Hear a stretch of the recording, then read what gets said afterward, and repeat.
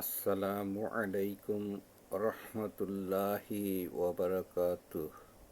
পৃথিবীর সব মানুষকে জানাইতেছি, আল্লাহ পাক অসংখ্য খাদ্য বান্দাকে দান করেছেন, যা অন্য কোনো প্রাণীকে দেন নাই, এবং শারীরিক সমস্যার কোনো খাবার কিছুদিনের জন্য নিষেধ।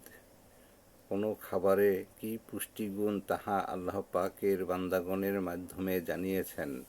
অতএব ঠান্ডা, কাশি, সর্দি, হাঁপানি, চুলকানি, কাটা ঘা, পোড়া ঘা, ফোড়া, খাজলি, দাউদ, আঘাতজনিত কারণে চামড়া, মাংস, হাড় থেতলিয়ে যাওয়া, ভেঙে যাওয়া, এসব কারণে ইলিশ মাছ, চিংড়ি মাছ, পুঁটি মাছ খাবেন না।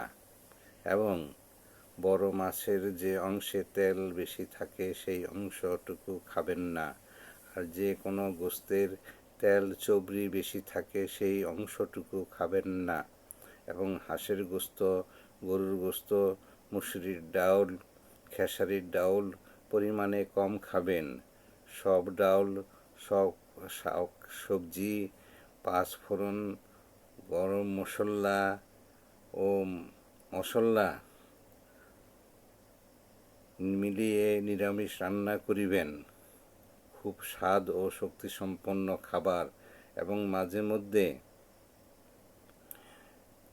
সব ডাউল মিলিয়ে নিরামিষ রান্না করিবেন। শাক সবজি দিয়ে, এবং মাঝে মধ্যে সব ডাউল, শাকসবজি, সব মশলা, পাঁচফোড়ন সহ আতপ চাউল দিয়ে খিচুড়ি রান্না করিবেন।